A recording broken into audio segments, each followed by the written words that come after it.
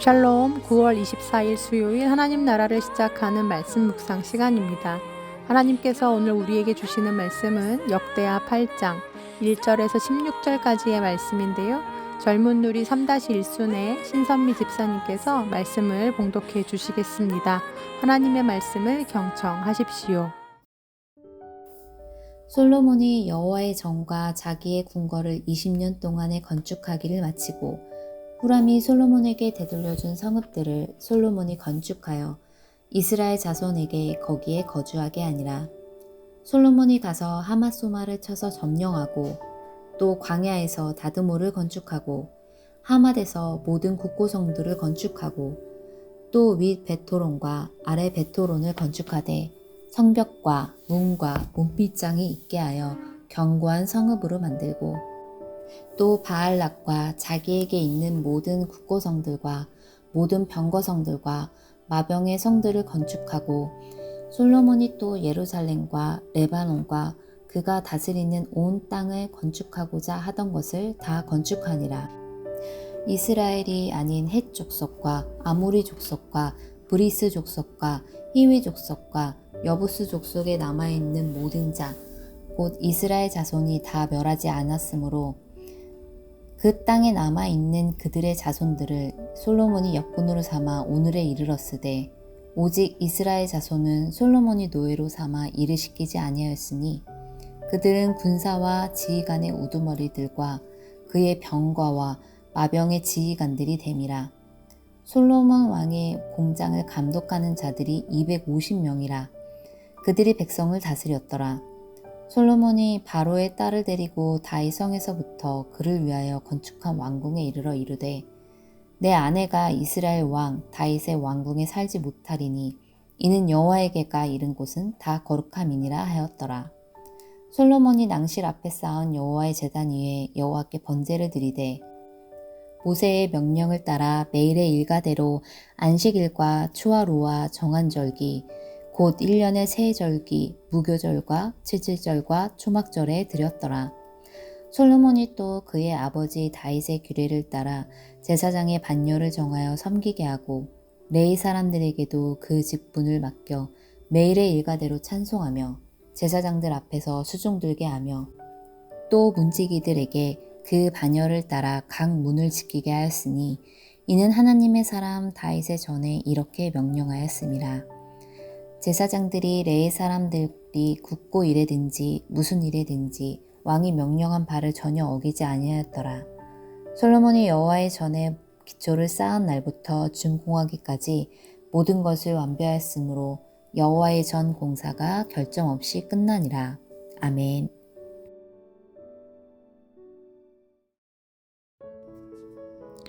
2001년 10월 노폰트 숭유교회가 개척된 이래 해마다 교인들의 숫자가 기하급수적으로 늘어났습니다. 그러나 예배당은 따로 없이 학교 강당을 빌려 사용하고 있었기에 시간이 지나면서 이제 우리도 예배당을 가져야 하지 않을까라는 목소리들이 교우들 사이에서 나오기 시작했습니다. 하지만 이때 김동호 목사님께서 내리신 결정은 전혀 다른 결정이었습니다. 곧 교회가 보이는 건물을 세우는 데 힘을 쓰기보다 하나님이 주인 되신 교회로서 하나님이 무엇을 더 기뻐하실지 생각해보고 그 일에 우선적으로 재정을 투자하자, 이런 결단이셨습니다. 그래서 그때 나오게 된 것이 바로 보이지 않는 성전 건축 프로젝트인데요.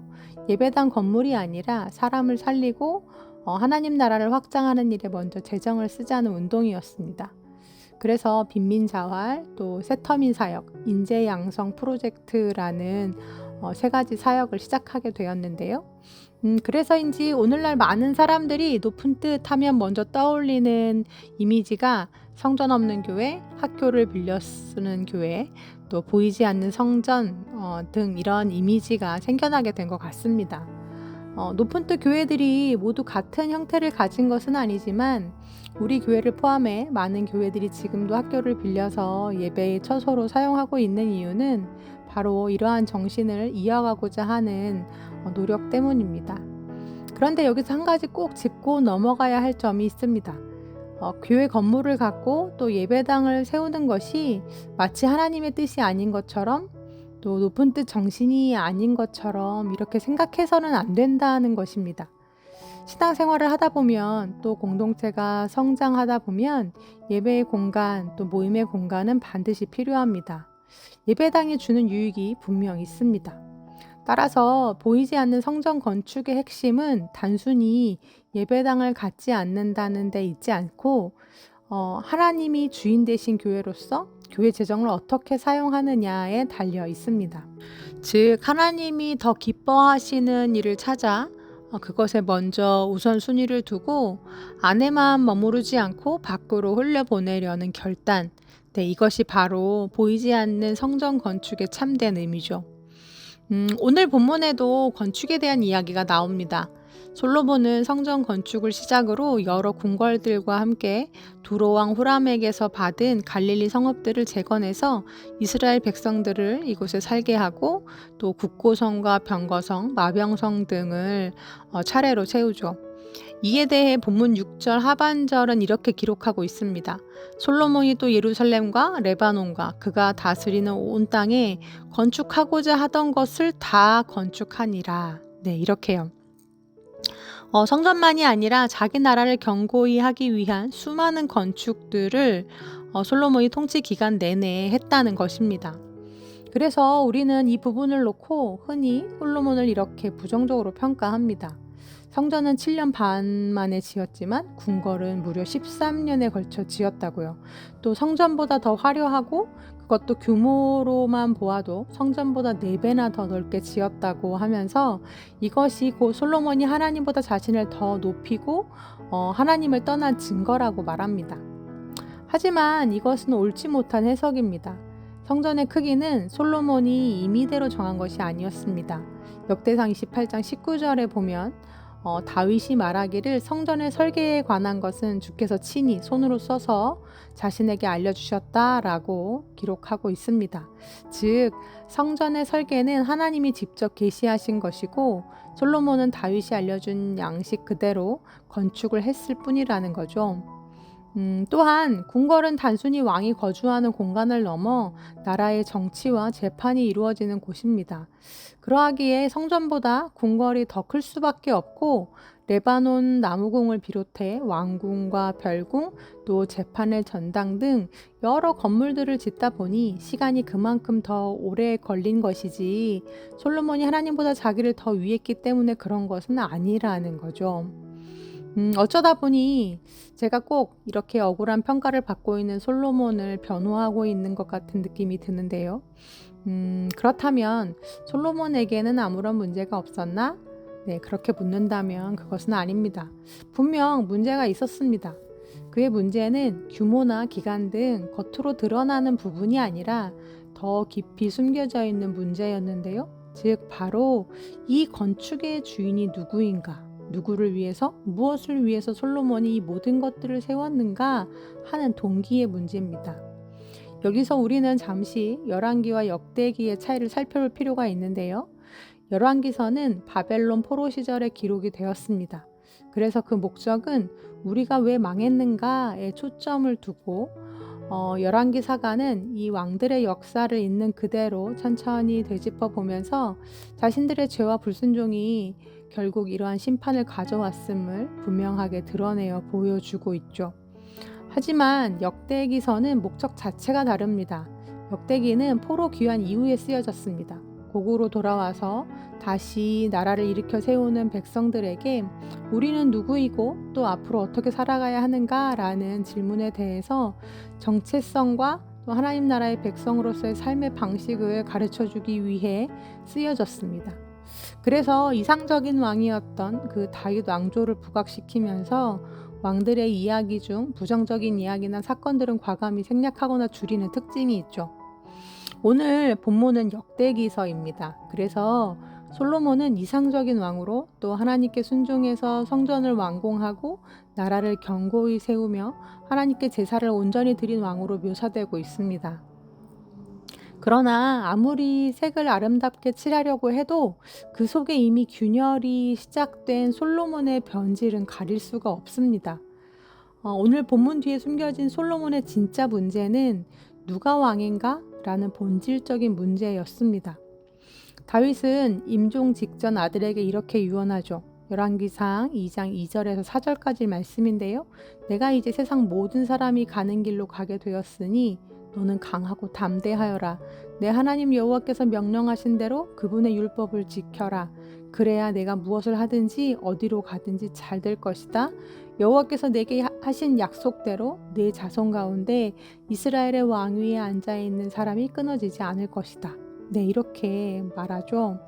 뿐만 아니라 하나님은 모세를 통해 일찍이 이스라엘의 왕이 된 자들이 지켜야 할 그 규례에 대해서 명령하신 바가 있는데요.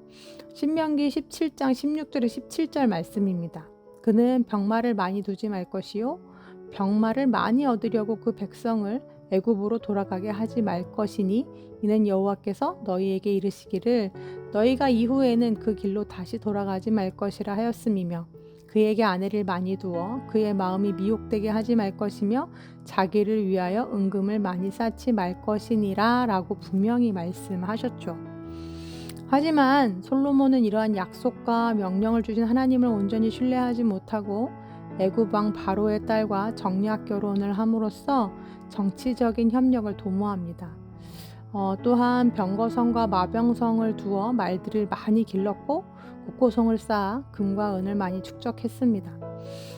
겉으로는 다윗이 물려준 나라를 더 강하고 견고하게 세우기 위한 솔로몬의 업적처럼 보이지만 사실 실상은 솔로몬이 하나님을 온전히 의지하지 못하고 자신의 힘으로 나라를 세우려고 노력하는 모습들이 보입니다. 오늘 본문 후반부를 보면 솔로몬이 성전을 짓고 제사에 온전히 힘쓰고 있는 것처럼 보이지만 실제로는 양다리 신앙으로 겉으로는 하나님께 순종하는 듯 하지만 결국 그의 마음속 성전에서는 하나님이 서서히 밀려나고 있음을 볼 수 있습니다. 그리고 마침내 솔로몬은 그 왕의 자리에 기어코 자신을 앉히고 말지요. 사랑하는 우리 성도님들, 성전을 갖는 것이 왜 잘못된 일이겠습니까? 예배당을 짓는 것은 귀한 일입니다. 건축 자체가 문제가 있는 것이 아니라는 것입니다. 진짜 문제는 그 성전의 주인이 누구인가 하는 문제죠. 솔로몬에게 있어서도 진짜 문제는 밖의 성전이 아니라 그 안의 성전, 즉 자신의 마음속 성전에서 하나님의 자리를 밀어낸 것이 문제였습니다. 노프트 정신은 바로 이 질문을 우리에게 던집니다. 내 안의 성전, 내 인생의 성전, 그리고 더 나아가 내 가정과 직장과 교회, 이곳의 주인은 누구신가? 라는 질문을 하고 있는 것이죠. 나는 하나님을 주인으로 모시고 있는가? 아니면 내가 주인 되어 살고 있는가? 나의 왕자에는 결국 누가 앉아 있는가의 문제라는 것입니다. 간절히 바라기는 우리의 삶과 가정과 교회 위에 우리 인생 가운데 오직 하나님이 우리의 주인 되시기를 또 우리의 왕 되시기를 기도합니다. 삶의 모든 순간들마다 그 기준이 우리의 선택의 기준이 이것이 되기를 간절히 바라봅니다. 성전은 밖에 있는 것이 아니요 바로 여러분 안에 또 제 안에 오늘 우리들의 삶 위에 세워져 있습니다. 아멘. 함께 기도하시겠습니다. 하나님, 오늘 말씀을 통해 더 중요한 것은 우리의 마음임을 돌아보게 하시니 감사합니다.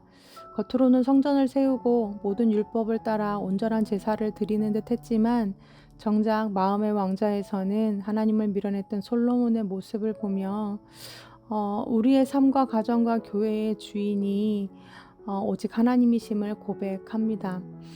우리의 시간과 재정과 에너지를 나의 성을 쌓는 데 투자하지 않게 하시고 하나님의 나라를 세워가는 일에 우리의 삶을 드리는 자들이 되게 하여 주옵소서. 보이지 않는 성전을 주목하여 보시는 하나님, 오늘도 우리 안에 또 우리 삶에 왕으로 좌정하여 주옵소서. 예수님의 이름으로 기도합니다. 아멘. 말씀을 마쳤습니다. 오늘 우리 우신가족들과 함께 나눌 레마의 말씀은 신선미 집사님께서 보내주신 사연입니다. 집사님 보내주신 사연 제가 읽어드리겠습니다. 안녕하세요. 3-1순 신선미 집사입니다. 하나씩 제안을 받고 저에게 주신 레마의 말씀은 무엇일까 생각을 해보기 시작했습니다. 때때로 고난의 순간 속에서 주시는 위로의 말씀들도 있었고, 기도 중에 따뜻하게 안아주시는 말씀들도 있었는데, 과연 내가 요즘 가장 붙들고 살아가는 말씀은 무엇일까 생각해보는 귀한 시간이 되었던 것 같습니다. 요즘 제가 붙들고 살아가는 말씀은 사복음서에 나오는 달란트 비유의 말씀입니다. 저는 참 자존감이 낮은 사람이었습니다. 어릴 때부터 내성적인 성향에 처음 만나는 사람들과 교제하는 것이 힘들었고, 사람들 앞에 나서는 것조차 하지 못하고, 무슨 일을 해도 뭔가 나는 계속 부족함이 많은 사람처럼 느끼며 우울감에 빠져 나 자신을 계속 깎아 내려가기만 했던 것 같습니다. 예전 교회에서나 집회에서 달란트 비유의 말씀을 들을 때면 왜 10달란트를 달라고 구하지 않냐고, 또 10달란트 받은 사람이 왜 내지 못하느냐라는 말씀이 저에게는 질책처럼 다가왔습니다. 무신교에 와서 달란트 비유의 말씀은 새롭게 저의 마음에 자리를 잡았습니다. 박상효 목사님께서 주일 설교에서 달란트 비유의 말씀을 해주실 때 달란트의 숫자가 중요한 게 아니라 주님이 나에게 허락하신 그 달란트를 얼마나 소중히 여기며 어떻게 사용할지를 고민하고 최선을 다해 나의 삶 가운데 잘 사용하며 살아가는 것이라는 걸 깨닫게 되었습니다. 어떻게 말씀을 이렇게 이해하지 못했을까 하며 정말 많이 울었습니다. 주님 죄송합니다. 주님이 지금까지 나의 삶에서 주신 모든 것이 선물로 주신 은혜인데 그것을 깨닫지 못해서 죄송하다고 고백하게 됐습니다. 새롭게 마음을 먹게 되면서 지금 내가 할 수 있는 것 안에서 최선을 다하고 나 자신을 부끄럽게 여기는 것이 아니라 좀 더 당당하려고 애쓰며 가끔은 힘든 일이 찾아오기도 하지만 우울감에 빠지기보다는 긍정적으로 생각을 바꾸려 노력하고 더 하나님을 의지하고 기도하면서 살아가려 노력하고 있습니다. 아직도 부족한 부분이 많은 저지만 너무 큰 하나님의 사랑과 선물을 잊지 않으려 말씀을 되새기고 또 되새깁니다. 무신교회에 오게 되면서 말씀을 제대로 배우고 신앙생활을 할 수 있게, 또한 신앙의 자유함이 어떠한 것인지를 알게 해주신 하나님께 정말로 감사드립니다. 네, 이렇게 보내주시면서 은혜 아니면이라는 찬양 신청해 주셨습니다. 오늘도 우리의 능력을 보시는 게 아니라 우리의 존재를 바라보신 하나님을 저는 믿습니다. 남들과의 비교 속에서 은혜와 감사를 놓치며 살아가는 사람이 아니라 진정한 복음 안에서 자유와 기쁨을 누리며 살아가는 우리 선미 집사님 그리고 우리 우신 가족들이 되기를 기도해 봅니다. 그럼 집사님 신청해 주신 은혜 아니면 찬양 함께 들으시면서 더 깊은 묵상 하시겠습니다.